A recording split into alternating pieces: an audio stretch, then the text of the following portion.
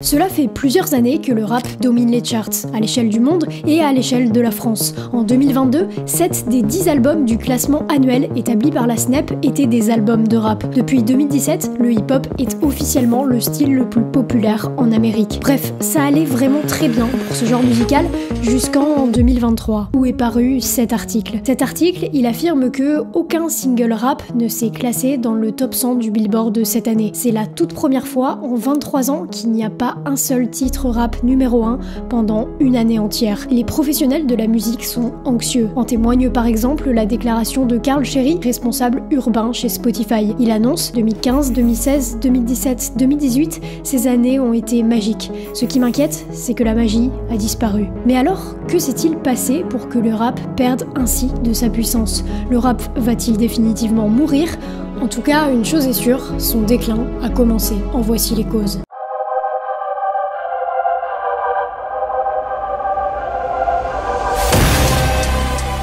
Ok, petit disclaimer, tout ce que je vais dire là, c'est mon analyse et mon avis. Je vais m'appuyer sur des chiffres pour soutenir mes propos, mais aussi sur des ressentis et sur des signaux faibles. On va commencer par parler de rap US, puis on va parler de rap français. Je vous invite à me donner votre avis et à débattre si vous le souhaitez, dans le calme et le respect d'autrui. Pour comprendre les causes du déclin d'un style, je pense qu'il faut revenir au moment où tout allait encore bien.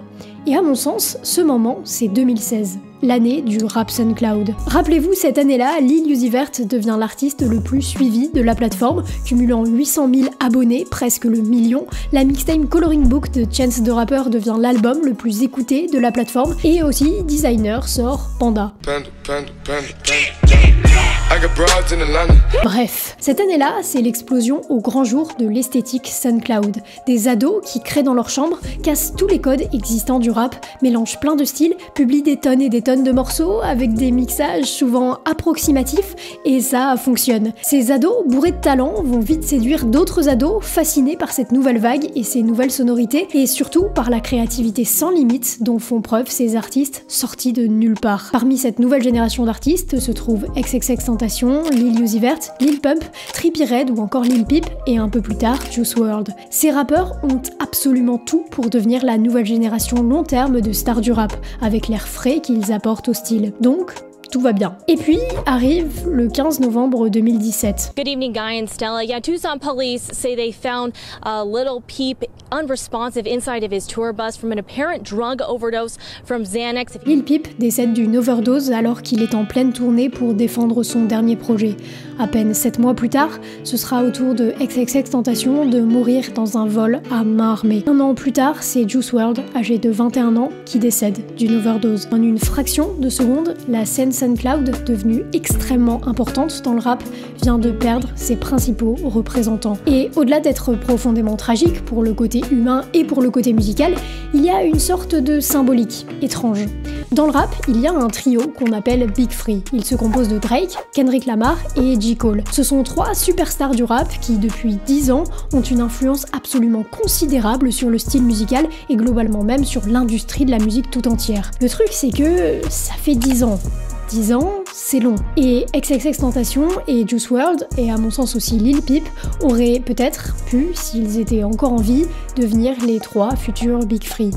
C'est une théorie qui était dans ma tête depuis longtemps et en faisant mes recherches pour cette vidéo, je suis tombée sur celle de Chris d'Iconic qui avait le même constat sur X et Juice WRLD. Je ne suis donc pas la seule à penser que le potentiel gâché est encore plus considérable que ce que l'on pouvait imaginer et que leur mort laisse un vide qui semble déjà à l'époque difficile à combler. Le temps nous donnera raison sur ce point. Aujourd'hui, aucun artiste rap ne semble avoir apporté quelque chose d'aussi nouveau et fédérateur que ce qu'avait fait X, et pour moi, cette perte de gros artistes nouveaux à laquelle aurait pu s'identifier une nouvelle génération est un premier pas vers le déclin du rap. Mesdames et messieurs, retour en France. Ok, et pendant ce temps, en France, eh bien pareil, de 2016 à 2019, ça va plutôt très bien. Je vous précise que dans cette partie, on va parler uniquement de très gros artistes mainstream qui dominent à cette époque et que tous les auditeurs connaissent. Vous allez comprendre pourquoi après. Fin 2017 et en 2018, on assiste à une flopée de projets qui font énormément de bruit. Damso sort Lithopédion, qui même s'il n'est pas très bien reçu par les fans, fera de lui l'artiste le plus écouté du monde entier. Orelsan sort La Fête est finie, fermant dignement la trilogie entamée par le rappeur avec Perdu d'avance et Le chant des sirènes. L'Homme pâle arrive avec Janine, Alpha One sort Une main lave l'autre, Vald sort Xe, SCH Julius, Jazzy Bass Nuit, LK Platinum, Frisk Orleans, Projet Bluebeam, son tout premier album. Et tout ça, c'était une sorte de préparation pour ce qu'allait être l'année 2019. Une année d'apogée pour le nouveau rap français, la dernière année. En fait. Cette année-là sortent deux frères de PNL, Destin de Nino, Les étoiles vagabondes de Nekfeu, Vald sort Ce monde est cruel, Lefa sort Fame, Columbine sort le tout dernier projet de sa carrière avant de splitter, et Gambi sort EO et Pop Pop Pop. Oui, je balance tout ça en mode aléatoire, mais vous aurez compris, il y en avait pour tous les goûts. Niveau marketing, on assiste à PNL sur la Tour Eiffel, à Nekfeu dans les salles de cinéma, ce qui s'accompagne encore une fois de projets extrêmement qualitatifs et encore très appréciés par le public aujourd'hui. Bref, 2019, pour la plupart des auditeurs de rap français, c'est vraiment validé. Et j'espère que vous avez profité, parce que c'était la fin. Bon, premier point, tous les artistes français mainstream que j'ai cités plus haut, ils ont eu une vraie importance dans le rap, ils ont marqué un tournant dans le genre, et une génération entière d'auditeurs a grandi, ou au moins passé ses années collège et lycée, avec ces artistes. Personnellement, ils ont tous fini par me décevoir. Et je sais que je ne suis pas la seule à le penser, ou avoir été déçue par un ou plusieurs artistes, même si les avis varient selon les personnes. Déjà, il y a le cas des artistes qui ont disparu. Nekfeu, qui n'est jamais revenu, à part pour le dernier album de S-Crew, qui ne m'a pas marqué musicalement alors que j'avais surkiffé les anciens projets, PNL ou encore Columbine qui a officiellement arrêté la musique. Ensuite, il y a eu les artistes qui ont continué à sortir des projets mais qui pour moi n'ont fait que baisser en qualité. J'ai été surprise par Calf de Damso et même si je suis super admiratif de la prise de risque artistique, je n'ai pas vraiment accroché au projet et ça pour le coup ça a été le cas d'énormément de gens. C'est un projet qui a été très mal reçu, probablement à cause des attentes énormes qu'il y avait autour. Et pour prendre un dernier exemple, qui là a quasiment fait l'unanimité, Annie de Nino. D'ailleurs, ça s'est ressenti sur les chiffres. Après, je vais quand même nuancer le propos, il y a eu de bons projets. Par exemple, Laylo, qui a tout défoncé avec Trinity et l'étrange histoire de Monsieur Anderson. Je peux pas dire que je suis absolument fan, par contre, l'univers visuel et sonore est incroyable, et c'est ce genre d'artiste qui amène quelque chose de vraiment cool au rap. Il y a eu Civilisation d'Orelsan en 2021, qui m'a agréablement surprise, parce que revenir après un La fête est finie, c'était pas évident. Népal, en posthume avec Adios Bahamas, et je vais parer les commentaires qui me parleront de Frisk Orleans. Oui, il y a eu deux projets, mais je suis assez mitigée. Mais pareil, je sais qu'énormément de gens ont aimé ces projets. Sauf que sur la totalité, on a quand même assisté à une sorte de creux de la part de la main stage, de tous les artistes principaux extrêmement connus, sur lesquels tous les auditeurs de rap français avaient, de près ou de loin, des attentes. Et c'est un ressenti qui est visiblement de plus en plus partagé. Et on pourrait s'arrêter là. Se dire simplement que les gros artistes qui dominaient les charts en France se sont reposés sur leurs acquis, sont devenus pour certains des parodies d'eux-mêmes, et que c'est ça qui crée petit à petit le déclin du rap. Mais à mon sens, on peut aller plus loin. Surtout que ce phénomène ne s'arrête pas du tout au rap français et aux auditeurs de rap français. Ces dernières années, on a assisté à une accélération un peu incontrôlable de l'industrie de la musique. Plus d'artistes, donc plus de morceaux donc plus de concurrence, donc encore plus de morceaux.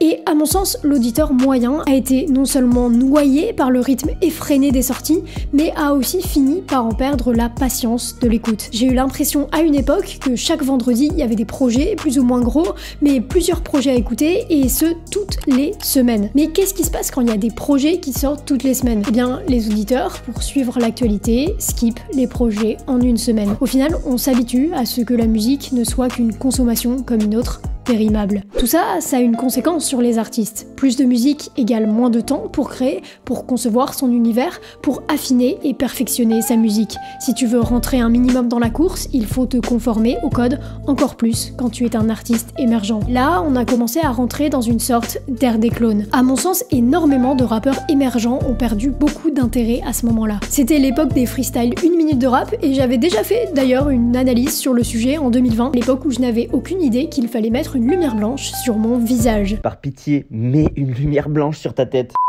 Bref, les artistes sont devenus de plus en plus conformes. Cette conformité a créé une sorte de boucle et ça, combiné au fait que les auditeurs ne prenaient plus le temps d'écouter le projet et que la moindre prise de risque de la part des artistes était vivement pointée du doigt, ça fait que petit à petit, on est tombé dans une sorte de boucle ennuyeuse et le rap est devenu fade. Et attention, les artistes ne rentraient pas dans ce cercle seulement à cause des fans. En réalité, ils rentraient surtout dans ce cercle à cause des labels. Je parle des petits artistes qui rêvaient de mais aussi des artistes de moyenne et même de grande taille, mais pas de assez grande taille pour avoir la totale liberté de décision. Les labels, ils sont là pour faire de l'argent, et vite. Donc cette tendance de sortir toujours plus de morceaux, pour eux c'est carrément gagnant. Tu fais naître un artiste, tu le fais péter sur 2-3 singles, tu encaisses et tu passes à autre chose. C'était au stud comme à l'usine, Babylone a gagné.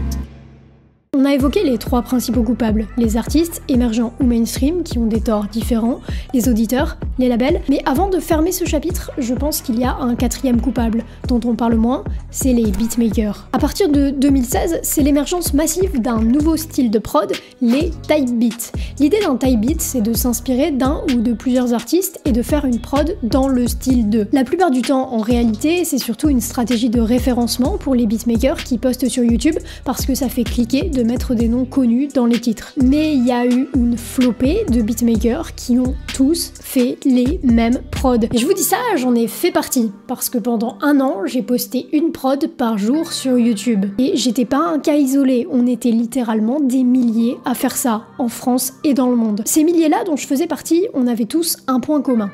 On était débutants. Et qu'est-ce que tu fais quand tu es débutant et que tu es né à l'ère d'internet? Tu regardes des tutos. À ce moment-là, il y avait une chaîne qui s'appelait Internet Money. C'était le label fondé par Nick Mira, le producteur de Juice WRLD, et la chaîne a explosé grâce à des tutos de Nick en train de composer dans le noir dans sa chambre. Lui non plus, la lumière blanche, il avait pas vraiment compris le concept. Le truc, c'est qu'on était des milliers à reproduire ces tutos, à choper les mêmes instruments virtuels, à utiliser les mêmes plugins, les mêmes logiciels, Splice, Looperman, les mêmes progressions d'accords, parce que la plupart d'entre nous, on n'avait aucune connaissance purement musicale, et du coup, on était tous, moi y compris, des copies de tutos qu'on voyait un peu partout. En France, par la suite, il y a eu Isos, qui a su saisir le marché au bon moment. Il a fait des type beats dans la bonne période, avec la bonne régularité, et surtout très vite, lui aussi a sorti des tutos vidéo. Puis il a ouvert une chaîne secondaire qui a explosé, et beaucoup de jeunes beatmakers ou beatmakeuses français se sont mis à faire du Isos. Très peu d'entre nous étaient réellement à la recherche d'un univers poussé. En réalité, je pense que notre but à tous, c'était de placer pour des rappeurs, et donc on faisait ce qui semblait marcher pour placer. Et ça donnait des type beats, des prods fades sans vraiment de prise de risque. Évidemment, comme partout, il y a des exceptions. Des mecs ultra déter comme Soulker qui étaient vraiment dans l'optique de faire des bangers avec leur univers sonore. Mais c'est une infime minorité. Au final, en quoi ça a une conséquence? Eh bien parce que les rappeurs, débutants ou pas, utilisent ces prods. Les rappeurs ne sont pas beatmakers, ils sont dépendants de la créativité musicale de ceux qui font les instrumentales. Ils étaient donc face à un choix ridiculement énorme d'instrumentales, mais de prods qui se ressemblaient toutes les unes les autres. En résumé, les 4 forces principales de l'industrie de la musique, le spectre complet des artistes, les auditeurs, les labels et les beatmakers, ont créé une sorte de rouleau compresseur qui est en train d'écraser le rap français. Enfin ça, c'était avant la New Gen, ou la nouvelle vague. Déjà, cadrons un peu ce terme. La nouvelle vague, c'est la nouvelle génération de rappeurs. On peut pas vraiment qualifier cette scène d'alternative. En fait, c'est juste des rappeurs un peu plus jeunes qui arrivent avec de la nouveauté musicalement. Parmi la nouvelle génération de rappeurs français, les plus connus sont La Fève, qui fait pas mal parler de lui, Kali, Wallace Cleaver, Ness ou Jeune Crack. Tous ces rappeurs ont un point commun. Ils expérimentent. Leur musique ressemble assez peu au rap mainstream, ils tentent des choses, ils cherchent à créer leur univers. Bref, on peut ne pas accrocher à la musique, mais on ne peut objectivement pas leur reprocher leur manque de créativité ou leur manque d'essai pour créer autre chose. Ça donne une nouvelle scène, clivante, certains l'adorent, d'autres la détestent, mais dans tous les cas, en fouillant un peu, on trouve des artistes vraiment très différents. Il y a une diversité incroyable dans la nouvelle génération. Mais alors, pourquoi je parle de déclin? Si de nouveaux rappeurs arrivent, avec de nouvelles sonorités, très diverses, le style va se renouveler, non? Eh bien, pas vraiment. Pour qu'un style soit au sommet et prenne une aussi grosse importance dans l'industrie musicale, il faut par essence que ce style soit mainstream. On peut reprocher à Nekfeu, à Orelsan, même à Damso, d'avoir créé une génération de Yankee, d'avoir attiré des gens pas passionnés de rap, pas curieux de la culture rap, d'avoir embourgeoisé le genre, d'avoir ramené des gens toxiques dans la fanbase.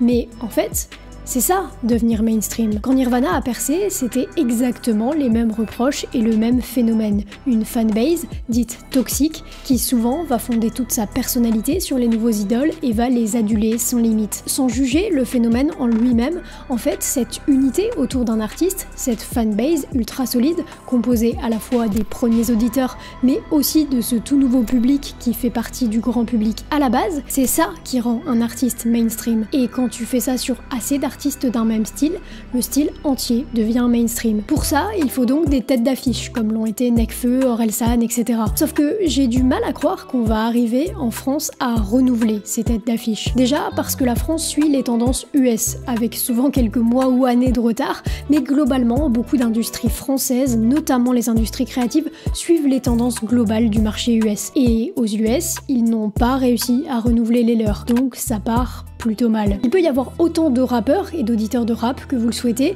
mais si tous ces auditeurs sont fragmentés et qu'il n'y a pas quelques gros artistes pour unir le tout, le style existe, il est puissant, mais il n'est pas mainstream. Ensuite, il y a un autre élément assez important, c'est le début de désintérêt du grand public depuis 2020 environ, une sorte de fatigue. On peut déjà voir quelques signaux faibles, par exemple aux US, il y a carrément eu une trend sur TikTok de gens qui expliquaient avoir arrêté d'écouter du rap. D'un point de vue un peu plus pragmatique, ce désintérêt progressif se sent dans les chiffres. Depuis 2020, l'influence du rap recule. Quand on regarde la consommation de musique enregistrée aux États-Unis, on observe que depuis 2020, la consommation de rap est passée de 28,8% à 27,7% en 2021, à 26,8% en 2022, puis à 25,9% en ce milieu d'année 2023. Dernier point, et pas des moindres, la musique, c'est des cycles. Il n'est jamais arrivé dans l'histoire de la musique commercialisée qu'un style reste éternellement à son apogée. Une nouvelle génération, à la fois d'artistes et d'auditeurs, finit par arriver avec l'envie de tout péter. Avec eux, ils amènent de nouvelles sonorités, souvent dans un nouveau style, et font régresser commercialement celui qui était en place. Qu'on soit bien clair, ce n'est pas la fin du rap. Le rap ne va pas mourir, il y aura toujours du hip-hop et des rappeurs connus. Le style va même sûrement connaître un renouveau musical, mais purement commercialement, il est probable que le style ne soit plus mainstream. Et au final, est-ce que c'est pas un peu une bonne nouvelle? Sans pression des labels et des auditeurs grand public, qui seront concentrés sur autre chose, les artistes auront plus de liberté artistique.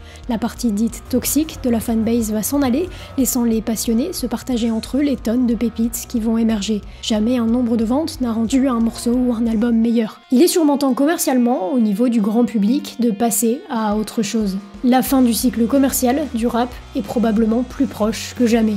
Et d'ailleurs perso, j'ai une petite idée de ce qui va le remplacer.